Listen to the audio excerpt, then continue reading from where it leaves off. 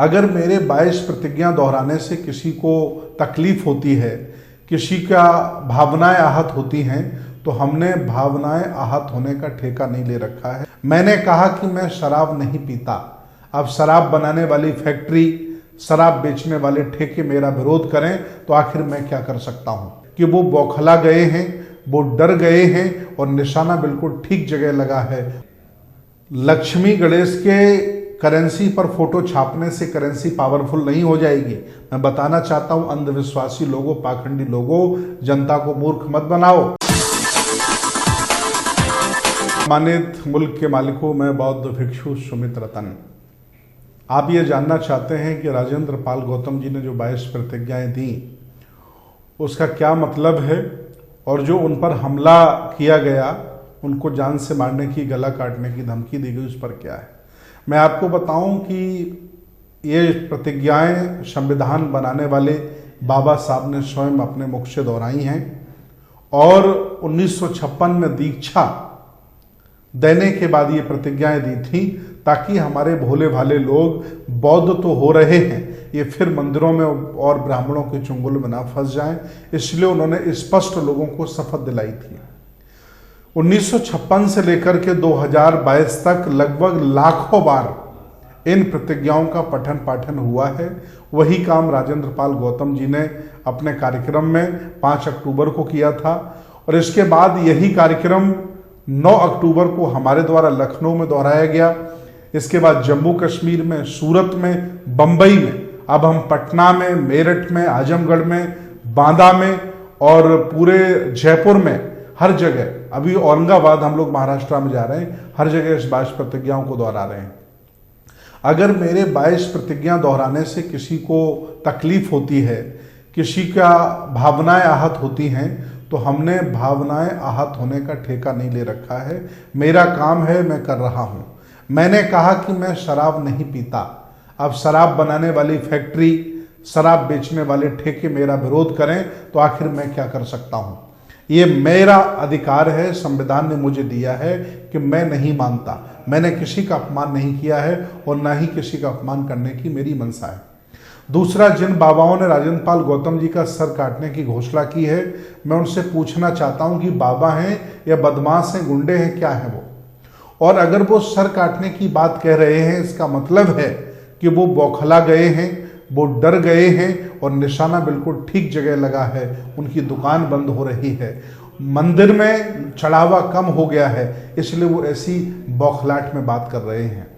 ये संविधान मैं चाहता हूं, मैं संविधान का सम्मान करता हूं, पुलिस का सम्मान करता हूं। बाबा को पुलिस देखेगी, संविधान देखेगा। लेकिन अगर ऐसा राजेंद्र पाल जी के साथ हुआ तो देश, भारत के 100 करोड़ लोग चुप नहीं बैठेंगे, बदला लिया जाएगा और आपसे लड़ा जाएगा। देखिए, आदरणीय केजरीवाल जी को मैं पहले से ही, बीजेपी और आप में कोई अंतर नहीं है, दोनों एक ही आइडियोलॉजी की पार्टियां हैं। लेकिन दुख इस बात का है कि बहुसंख्यक भारत में हक वंचित जहां ज्यादा हों, जहां बहुजन ज्यादा हों, वहां वामनवादी लोग, मनवादी लोगों की, दोनों की पार्टियां चल रही हैं और खूब चलती चली जा रही हैं। हालांकि एससी ओबीसी के लोग, मुसलमान के लोग धोखा खा गए हैं। ये समझ नहीं पाए कि केजरीवाल हरी घास में हरा सांप है। ये ऐसा सांप है कि जो दिखाई नहीं देता है और ये डस लेता है। तो हालांकि आज जब केजरीवाल ने ये बयान दिया, इस्तीफा ले लिया और करेंसी पर लक्ष्मी गणेश लाने की बात कही, तो देश, भारत का जो माइनॉरिटी है, जो मुसलमान है, वो आम आदमी पार्टी में वोट कर रहा था, बहुजन दे रहा था, ये सब हट गए हैं। अब कहीं भी आम आदमी पार्टी चुनाव नहीं जीतेगी, कोई इसे वोट नहीं देगा। इसके बदले में हम और अन्य पार्टियों को वोट दे सकते हैं, लेकिन अब इसे वोट नहीं देंगे, क्योंकि ये व्यक्ति बीजेपी का रिचार्ज निकला है और एक ही जैसा निकला है। 33 करोड़ देवी देवता भारत में हैं इन बामनों के, फिर भी छोटा सा पाकिस्तान हमला कर देता है। लक्ष्मी गणेश के करेंसी पर फोटो छापने से करेंसी पावरफुल नहीं हो जाएगी। मैं बताना चाहता हूं अंधविश्वासी लोगों, पाखंडी लोगों, जनता को मूर्ख मत बनाओ। कोई भी मुसलमान देवी देवता की पूजा नहीं करता, फिर भी अरबपति होता है। अमेरिका में एक भी हनुमान का मंदिर नहीं है, फिर भी पूरी दुनिया में सबसे बड़ा सुपर पावर है। तुम्हारे पास तो 33 करोड़ देवी देवता हैं, फिर भी तुम गुलामी दूसरे की कर रहे हो। फिर भी पाकिस्तान जैसे छटाक देश से तुम डर रहे हो। ये लोगों को डराते हैं, मूर्ख बनाते हैं ताकि इनकी दुकानें चलती रहें, लेकिन अब लोग जाग रहे, इनकी दुकानें चलने वाली नहीं है।